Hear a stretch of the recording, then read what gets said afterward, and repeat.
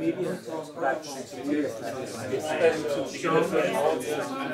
think what struck me most in the discussion today was that there is one big overriding fact, which is austerity. It's the fact that everybody's budget is getting at least questioned and very often cut back very hard. But what that is producing is not just a kind of defeatism, but a sense that they've got to think much more deeply about everything they do. Sometimes people were speaking about on demand as the only future and linear as dead.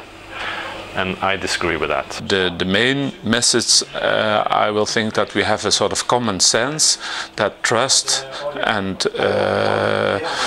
national identity is one of the main points which we all join.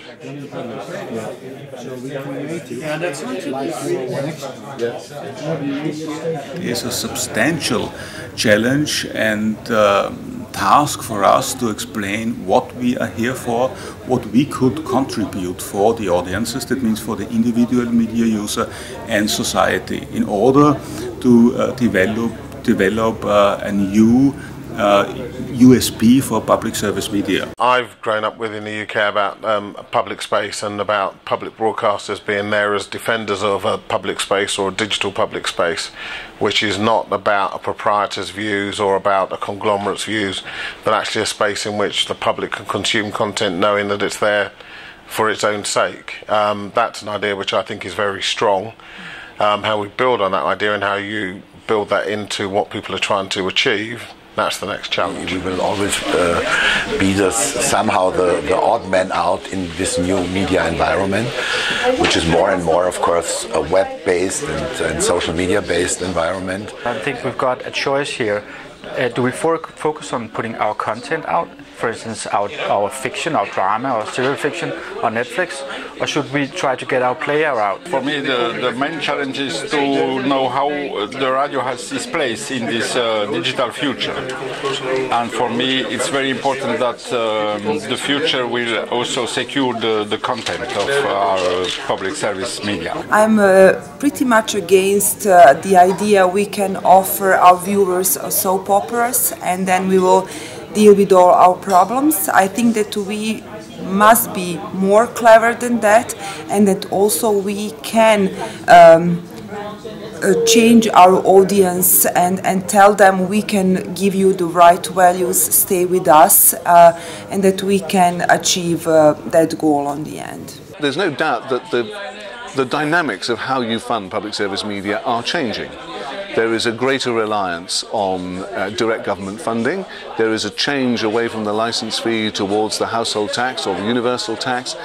These have potentially profound implications, both for the relationship between the PSM and government, but also for the PSM and the audience, who have a different funding relationship with the organisation. And I think understanding that dynamic and what opportunities there are in that for public service media could be a very significant part of our report. I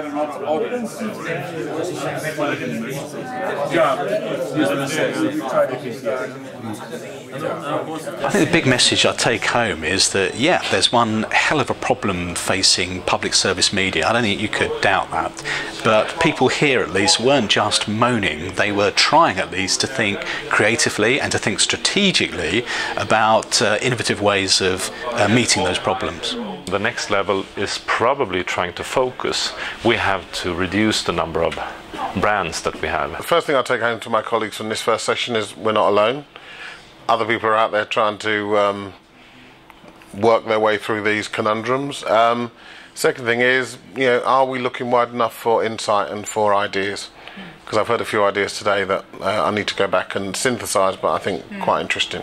I learned that there are some interesting cases, in particular for the funding, where the license fee is no more related to the ownership of the receivers and is based on the public fee. As a public media company, we absolutely need to continue to provide distinctive and uplifting content,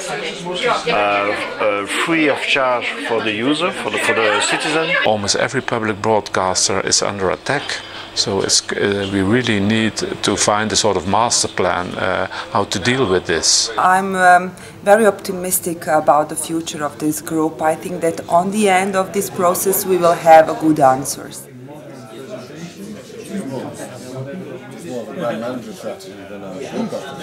I really hope that we can find some solutions, or at least get some ideas how we will have some impact on the future. Next meeting we have to talk surely about the distribution of radio program. Is this broadband future or broadcast future? The other big thing that I think we still need to think harder about is how we connect more with the audiences in a way that they really value, that they find not just entertaining or reassuring, but really useful and engaging. Broadcasting system. We cannot ignore the 3G, the 4G, of course, and it's why I believe in a hybrid world.